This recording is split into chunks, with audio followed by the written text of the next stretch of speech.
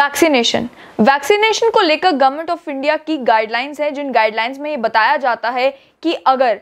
किसी भी व्यक्ति को वैक्सीनेट करना है तो उस वैक्सीनेशन से पहले क्या कुछ चीज़ें हैं जो कि फॉलो करना ज़रूरी है, और किसी भी साइट को वैक्सीनेशन साइट डिक्लेयर करने से पहले वहाँ पर क्या क्या इंतज़ाम करना ज़रूरी है। मेरे पास जो गाइडलाइंस है, ये गाइडलाइंस वैक्सीनेशन के लिए हैं जो कि वर्क प्लेस पर होगी, यानी कि कोई गवर्नमेंट ऑफिस है या प्राइवेट ऑफिस है, वहां पर जब वैक्सीनेशन करनी है तो किन किन चीज़ों का ख्याल रखना है। और इन गाइडलाइंस पर बात करना इसीलिए ज़रूरी हो गया है क्योंकि जिस तरीके की तस्वीरें नज़र आ रही हैं सोशल मीडिया पर कि कई जगहों पर लोगों को ज़बरदस्ती पकड़कर वैक्सीन का जैब लगाया जा रहा है, कोई खेतों में हल चला रहा है उसे वैक्सीन का जैब लगाया जा रहा है, कोई व्यक्ति अपना काम कर रहा है उसे वैक्सीन का जैब लगाया जा रहा है। डोर टू डोर वैक्सीनेशन की ये जो इनिशिएटिव जम्मू कश्मीर की सरकार ने लिया है, हालांकि इसे बॉम्बे हाई कोर्ट ने सराहा है और ये कहा है कि अगर इस तरीके से डोर टू डोर वैक्सीनेशन जो है वो जम्मू कश्मीर में हो सकती है तो केंद्र सरकार क्यों नहीं कर सकती। लेकिन वैक्सीनेशन का जो प्रोसेस है उसमें क्या कुछ चीज़ों का ख्याल रखने की ज़रूरत है,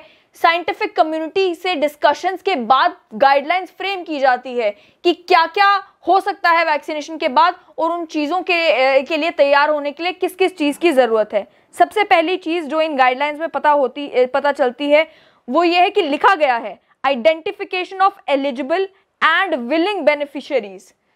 यानी कि आपने कहीं पर भी किसी भी एरिया में अगर वैक्सीनेशन के लिए जाना है, वहां पे आपको टारगेट पॉपुलेशन तो आइडेंटिफाई करनी ही है, जो कि आइडेंटिफाई होती है, सर्वेलेंस की टीम भेजी जाती है और पता किया जाता है कि यहाँ पे कौन कौन लोग हैं जो एलिजिबल हैं वैक्सीनेशन के लिए। लेकिन आइडेंटिफिकेशन केवल एलिजिबल बेनिफिशरीज का नहीं बल्कि विलिंग बेनिफिशरीज का करना है, यानी कि वो लोग जो चाहते हैं वैक्सीनेट होना, क्योंकि वैक्सीनेशन का प्रोसेस वॉलंटरी है, मैंडेटरी नहीं है, इसीलिए आप किसी को भी जबरदस्ती वैक्सीन नहीं लगा सकते। हाँ, आप उसे जो इन्फॉर्मेशन वैक्सीन के बारे में देकर या फिर अपने किसी भी गांव में पंच, सरपंच, डीडीसी मेंबर की मदद लेकर लोगों को मोटिवेट कर सकते हैं वैक्सीन लगाने के लिए, लोगों को कन्विंस कर सकते हैं वैक्सीन लगाने के लिए। लेकिन at the end of the day decision जो है वो उस व्यक्ति को लेना है कि वो वैक्सीन लगवाना चाहता है या वैक्सीन नहीं लगवाना चाहता। तो बिना विलिंग बेनिफिशियरी को आइडेंटिफाई किए किसी के घर में नहीं घुस सकते उसे कहने के लिए कि हम वैक्सीन लगाने के लिए आए हैं, आप वैक्सीन लगा लें।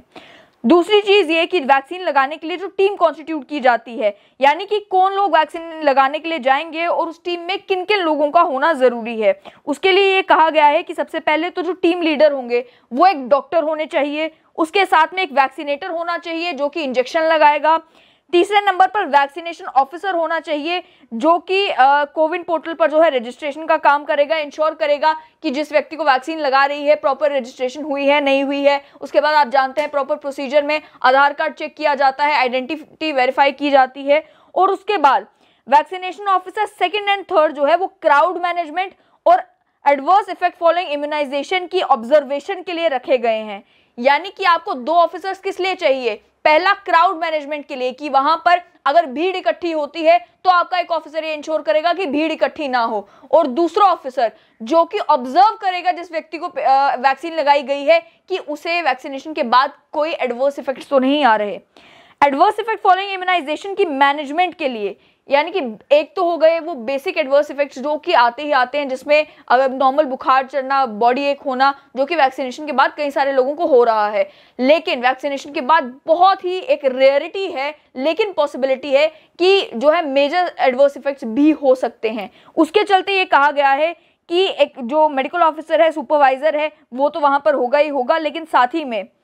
जो वैक्सीनेशन के लिए टीम जा रही है उसके पास एनाफिलैक्सिक किट होनी चाहिए ताकि अगर कोई एडवर्स इफेक्ट होता है उसे मैनेज किया जा सके जब तक उस व्यक्ति को जो है नियरेस्ट हेल्थ फैसिलिटी में शिफ्ट किया जा सके। अब ये भी मेंशन किया गया है यहाँ पे, लेकिन मैं दोबारा बता दूं कि ये जो गाइडलाइंस है ये है वर्क प्लेस में अगर आपको वैक्सीनेशन लगानी है उसके लिए इतनी स्ट्रिक्ट गाइडलाइंस है कि जो ट्रैवल टाइम है वर्क प्लेस सीवीसी से adverse effect following immunization management centre तक वो 1 घंटे से कम होना चाहिए। अब आप हमें बताएं कि जिस तरीके से तस्वीरें शाया की जा रही हैं कि घोड़े के ऊपर वैक्सीनेशन टीम जा रही है एक गांव में लोगों को वैक्सीन लगाने के लिए, वो तस्वीरों में तो बहुत अच्छा लगता है, लेकिन अगर जिस व्यक्ति को वैक्सीन लगती है उसे कोई एडवर्स इफेक्ट होता है तो क्या 1 घंटे के अंदर अंदर उसे नियरेस्ट ऐसी फैसिलिटी पर पहुंचाया जा सकता है जहां पे उन एडवर्स इफेक्ट्स को मैनेज किया जा सकता हो? किस तरीके से लेके जाया जाएगा। और दूसरी चीज जो यहाँ पर मैंडेटरी की गई है कि बेसिक लाइफ सपोर्ट एम्बुलेंस जो है वो डिप्लॉय की जाएगी उस वर्कप्लेस सीवीसी में, और इसे ये इंश्योर करने के लिए कि अगर जरूरत पड़ती है तो इमीडिएटली जो बेनिफिशियरी है उसे adverse effect following immunization management centre में शिफ्ट किया जा सके।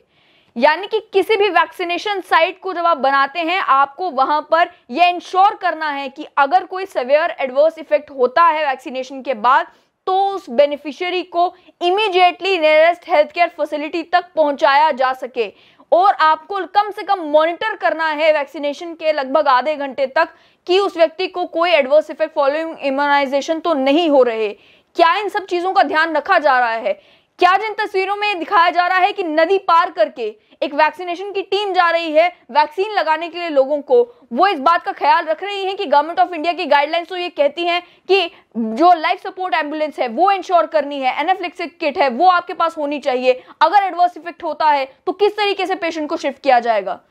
अभी तक तो ऐसे मामले बने नहीं हैं, लेकिन अगर एक भी ऐसा मामला जम्मू कश्मीर में बनता है तो उसकी रिस्पॉन्सिबिलिटी आखिर किसकी होगी। बात ये नहीं है कि वैक्सीनेशन ड्राइव जितनी एग्रेसिवली चल रही है उतनी एग्रेसिवली चलनी नहीं चाहिए, बिल्कुल चलनी चाहिए और लोगों को मोटिवेट करना चाहिए कि वो वैक्सीन लगाएं। हम भी अलग अलग मीडिया ऑर्गेनाइजेशंस भी, पंचेस, सरपंचेस सभी को मिलकर जो है वो लोगों तक इंफॉर्मेशन पहुंचानी चाहिए कि वैक्सीन लगवाना कितना जरूरी है। लेकिन वैक्सीन लगाने के लिए जो गाइडलाइन सेट की गई हैं, यानी कि सोच समझकर जो फ्रेमवर्क बताया गया है कि इस तरीके से वैक्सीनेशन का काम होगा, आपको ऑब्जर्वेशन रूम बनाना है, आपको जो है वैक्सीनेशन रूम बनाना है, आपको इंश्योर करना है वैक्सीन लगाने के बाद कि उस व्यक्ति को कोई एडवर्स इफेक्ट्स ना आए। क्या उन सब चीजों का ख्याल रखा जा रहा है? और वैक्सीन अभी तक वॉलंटरी है, किस तरीके से किसी की मर्जी के बगैर जबरदस्ती उसे वैक्सीन लगाई जा सकती है।